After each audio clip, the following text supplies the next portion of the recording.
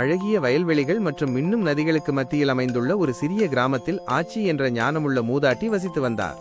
ஒவ்வொரு மாலையும் எண்ணெய் விளக்குகளின் கதகதப்பான ஒளியில் கிராமத்து குழந்தைகளுக்கு அவள் சொல்லும் வசீகரமான கதைகளுக்கு அவள் பெயர் பெற்றவள்.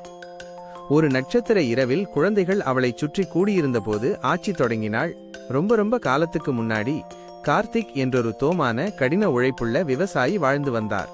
அவருக்கு ஒரு அழகான தோட்டம் இருந்தது. அதில் துடிப்பான மலர்கள், ஜூசியான பழங்கள் மற்றும் புதிய காய்கறிகள் நிறைந்திருந்தன. கார்த்திக் தன் தோட்டத்தை எதையும் விட அதிகமாக நேசித்தார்.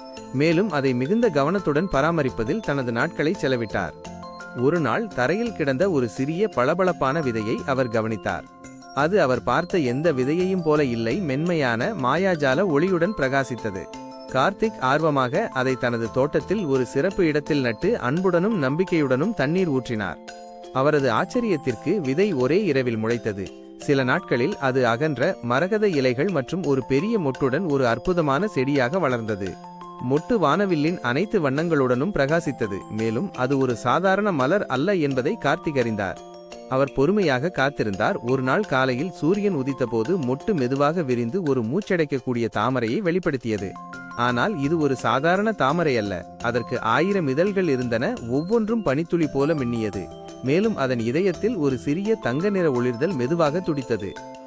கார்த்திக் அதன் அழகை பார்த்து வியந்தபோது தாமரையிலிருந்து ஒரு மென்மையான இனிமையான குரல் ஒலித்தது. நன்றி அன்புள்ள கார்த்திக், உங்கள் அன்புக்கும் பராமரிப்புக்கும். நான் 1000 இதழ் தாமரை. நான் என்னை பராமரிப்பவருக்கு ஒரு வரத்தை அளிக்கிறேன். கார்த்தி மிக்க மகிழ்ச்சியடைந்தார், ஆனால் சிந்தனையுடனும் இருந்தார். அவர் செல்வம், அதிகாரம் அல்லது அவர் விரும்பிய எதையும் விரும்பலாம். ஆனால் அவர் தனது சக கிராமவாசிகளின் போராட்டங்களை நினைவு கூர்ந்தார்.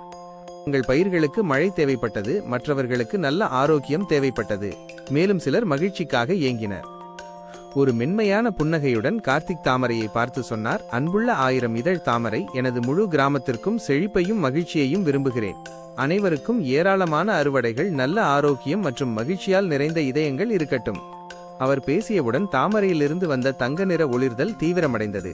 அதன் வெப்பத்தை கிராமம் முழுவதும் பரப்பியது. ஆச்சரியகரமாக வறண்ட வயல்களுக்கு புத்துணர்ச்சியூட்டும் மழை கிடைத்தது. நோயுற்றவர்கள் தங்கள் ஆரோக்கியத்தை மீட்டெடுத்தனர்.